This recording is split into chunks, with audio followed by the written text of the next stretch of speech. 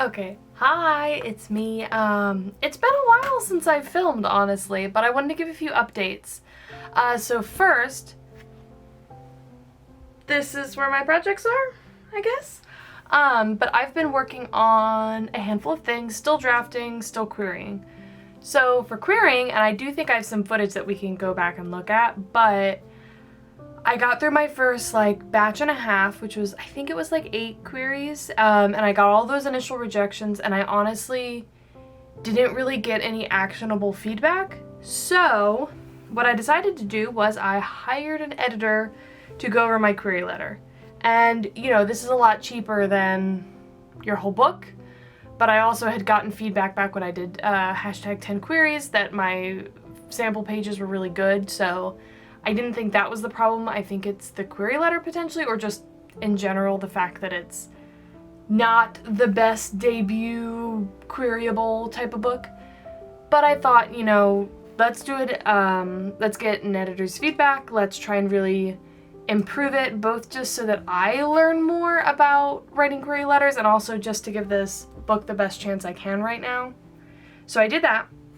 And when I went to the mountains, I worked on editing that query letter and sending out another fairly sizable batch of queries. So let's go back and watch that.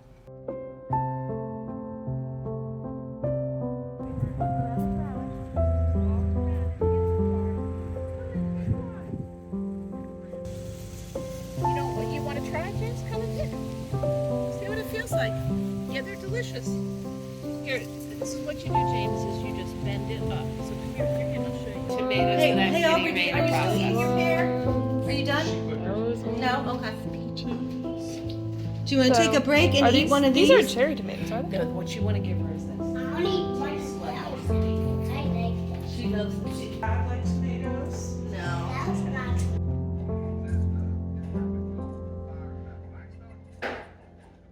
My retired librarian friend lent this beautiful book to me. It's 2 short stories by Tolkien, and it's so cool. Look how old this is.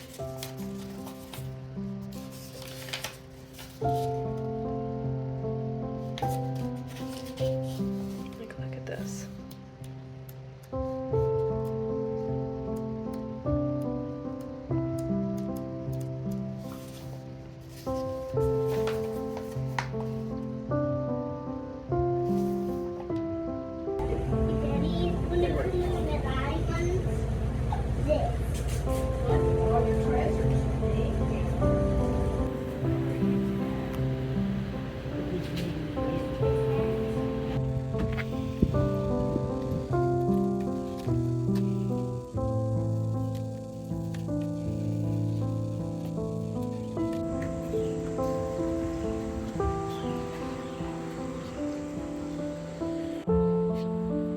Yeah, you have a pink straw.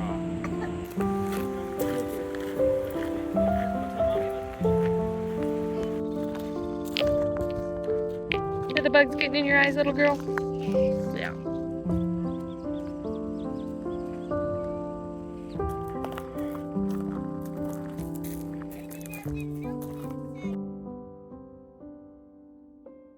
But then the thing that I've been looking at now, because I was actually just at the beach, and what I did at the beach was I went through my book and I went through and looked at my relationships. Because the problem that I found was that as I was writing, because again, I had started back a couple months ago at the midway point, at the midpoint after I had stopped for a while.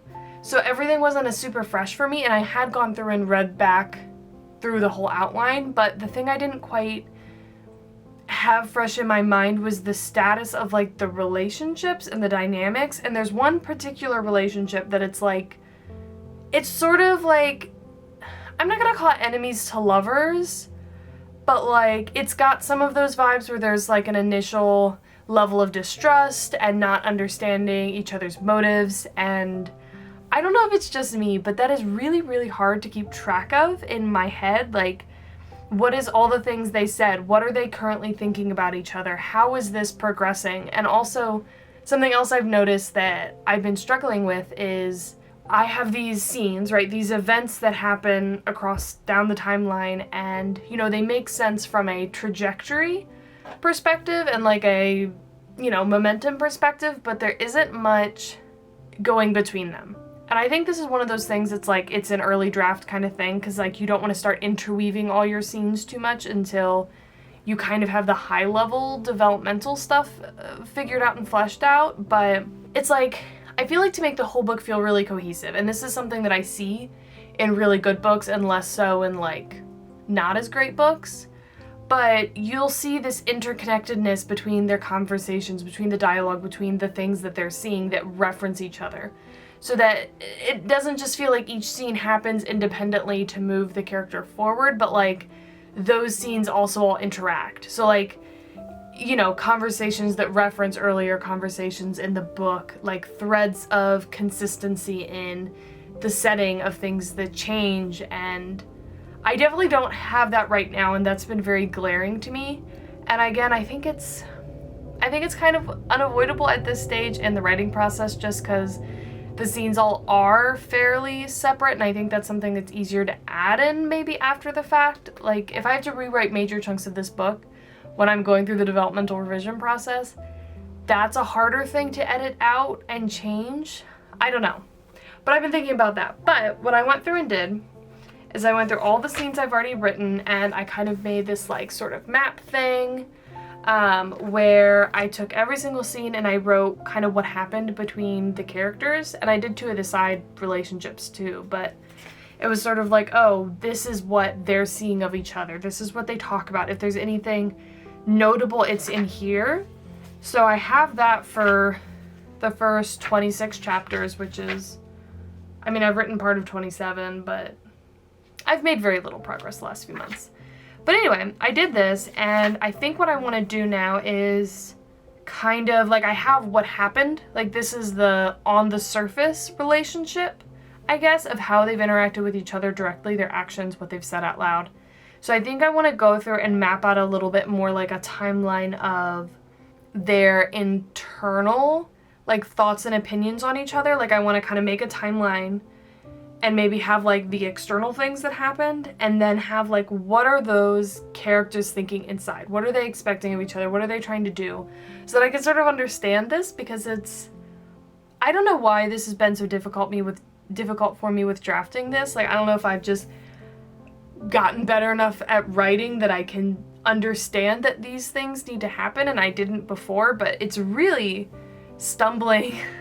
I'm really stumbling over it right now, just because trying to write this and being like, okay, but like, how exactly would they be interacting with each other right now? Like, not just this scene separate from everything else, but like the trajectory of how they think and feel about each other, and how they're willing to express that to each other, and what they're hiding and what they're not hiding, and the subtext and all of that.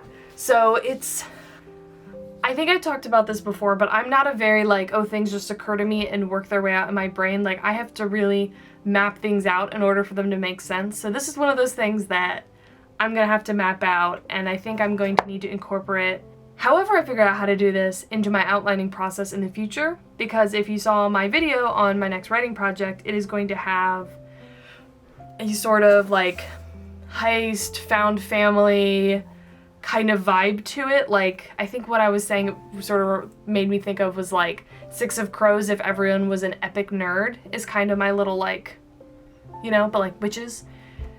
So I need to figure out how to do this. If you have thoughts or ideas on how to do this below, or at all, let me know below in the comments, because I don't think I'm gonna get it perfect the first time. I think this will probably be something like my scene outlining, that every time I go to do it, I change my format, I change how I do it, and I kind of iterate. So any suggestions you have would be great. But until then, I'm gonna work on getting that together so I can do some drafting this morning.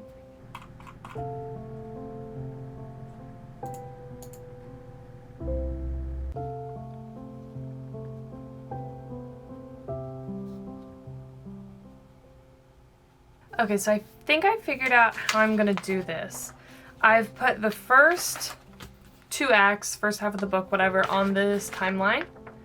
And I started putting down maybe the first half of the high level, like what happens, just to kind of remind me which scenes they're interacting and what the high level thing is, I guess high level event. And I've gone through just their meeting right now, and I'm kind of writing down the surface level, so what they actually say, what they do, how they would be interpreted by the other person.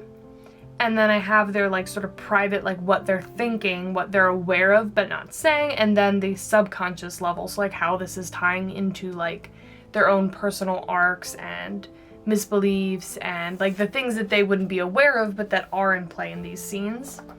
And so for the first one, just to give you an idea, because I don't think it's like super spoilery or anything, but it's sort of the meet cute between my two main characters, Peter and Irina. Irina is basically meeting him in her village for the first time, and, you know, she goes up and says some encouraging things to him. That's sort of what happens at the surface level.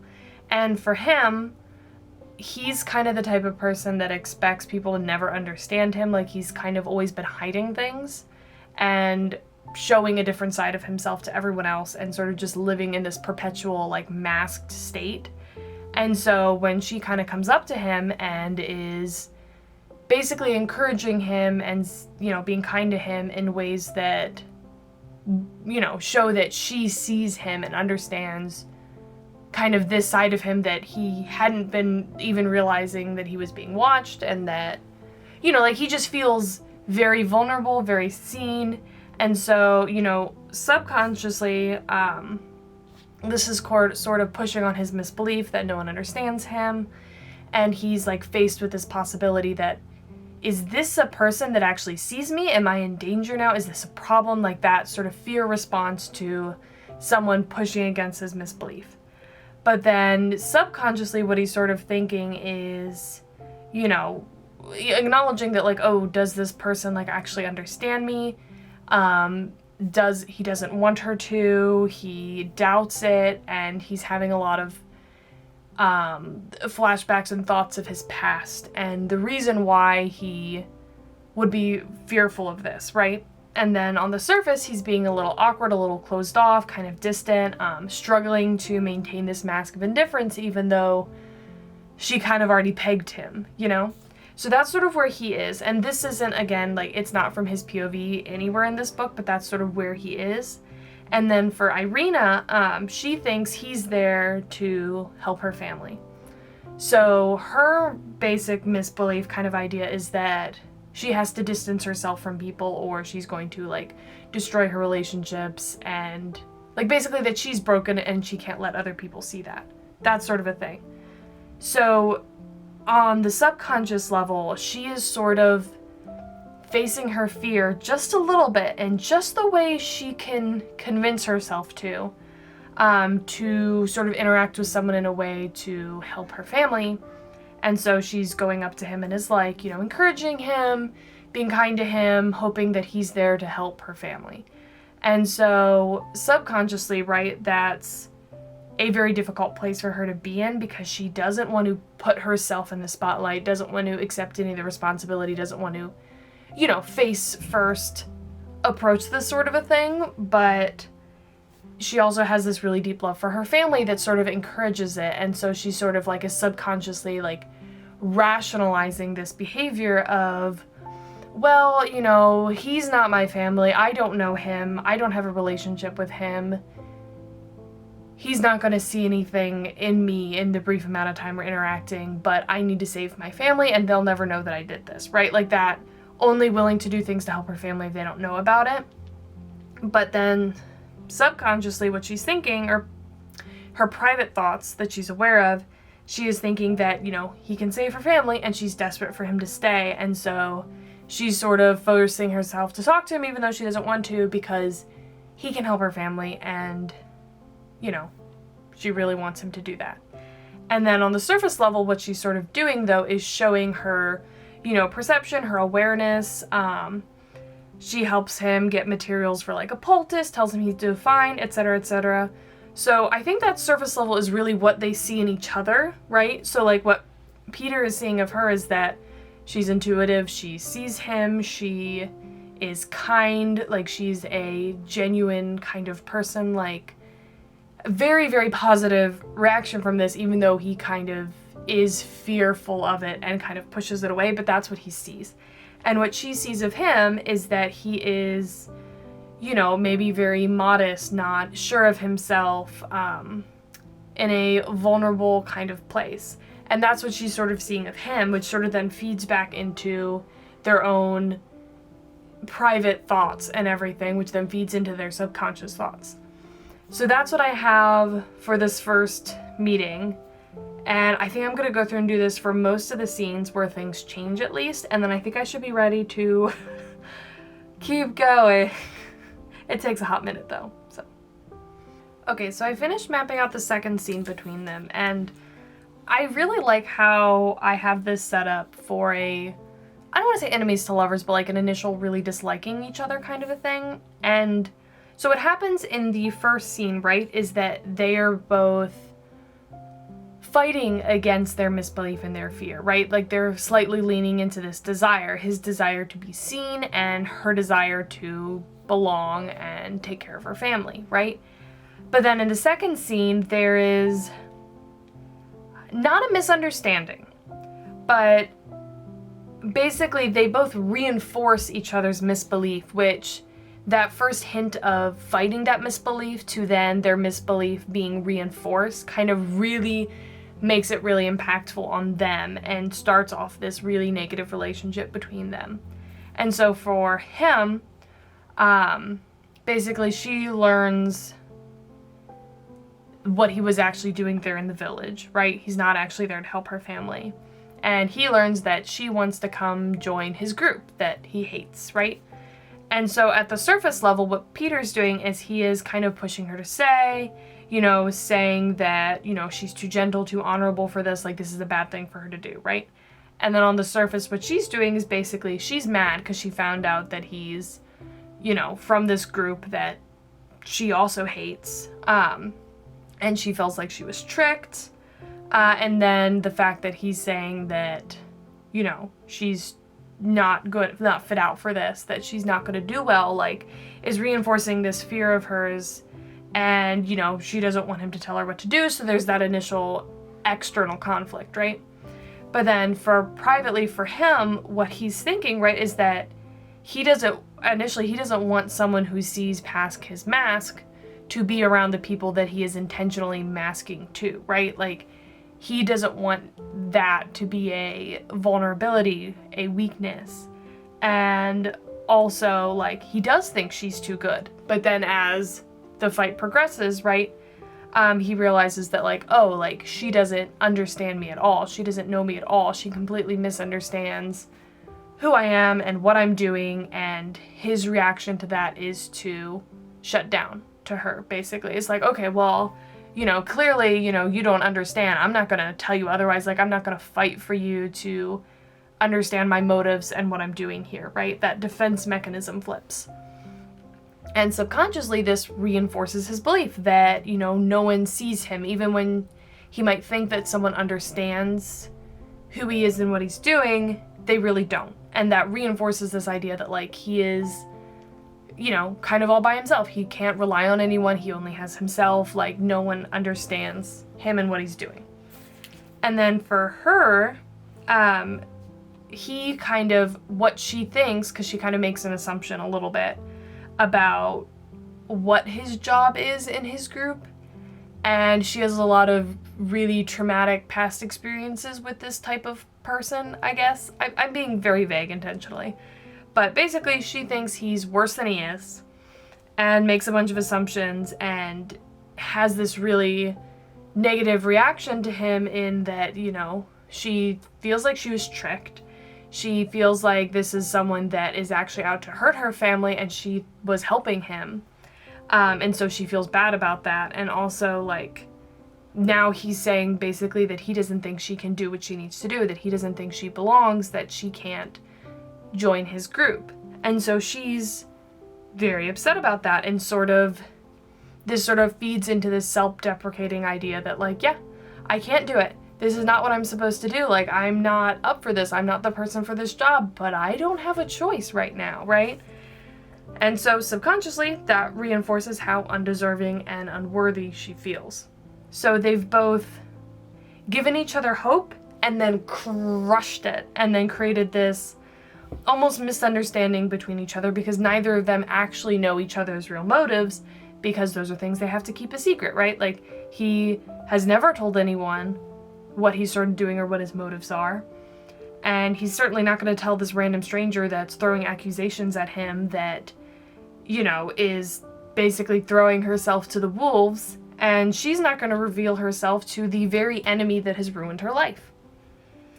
So I think that breaking that down and seeing that, like, because I didn't even realize that, right? And I think it's this part of the arc was a lot more intentional on how this was going to build up, right? But like all the other scenes are a lot more vague, and I think these are very clear in what they're doing, right? That flip, that subconscious mirroring of reinforcing their misbeliefs, like that is very clear to me. Like that is how those interactions will happen.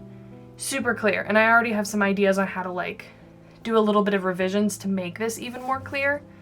Because it definitely isn't, this doesn't all really come across as well in the scenes, but this is what it's intended to be. And I think this is actually really helpful. So I just need to figure out where they are right now. I don't actually think I'm going to do this for every single scene right now, just because I think it would take too long, and I think that's more of a revision process thing that I need to do once the whole thing's written, and I like to do this from the interpretation of what I want it to do, not from what it is now.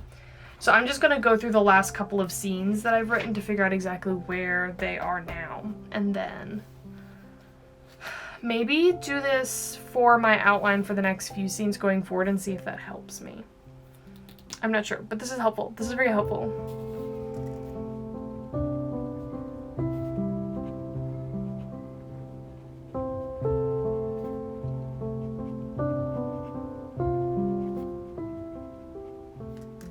Okay, so I've gone through this. I've made it through these scenes. There's definitely some work that I need to do in revisions on this, but like, it's a lot. And I'm actually really excited. They are gonna reach a big climax in the relationship in the next scene I need to write, which is gonna be fantastic. And I'm sort of just looking through this, and there's definitely a couple plot holes just in terms of things that I've seen as I've gone back through and charted all this out, like things that he said that I sort of came up with while I was writing it and then kind of forgot about and haven't worked it back in, but that's what revisions are for. But I feel really excited, I feel really inspired, I feel really motivated to dive into this again, because like, I didn't realize the very next scene was their like first kiss, and then like, you know, it's not them like finally coming together, but it's, you know, the tension that shall be great. But anyway, I think I probably blabbered on a lot already, so I think this is going to be a good place to end this vlog. But yeah, the querying process is still chugging along, still getting rejections as expected, but I'm feeling really, really good about this project, and I'm feeling really excited about the next one, and I'm definitely getting to the point where I think I'm going to need to do something a lot more structured and organized about my outlining structure for this next book, just from everything I'm learning. So I think I'm going to spend some time brainstorming that and how I want to do it, but yeah, I'm excited. I will see you in the next one.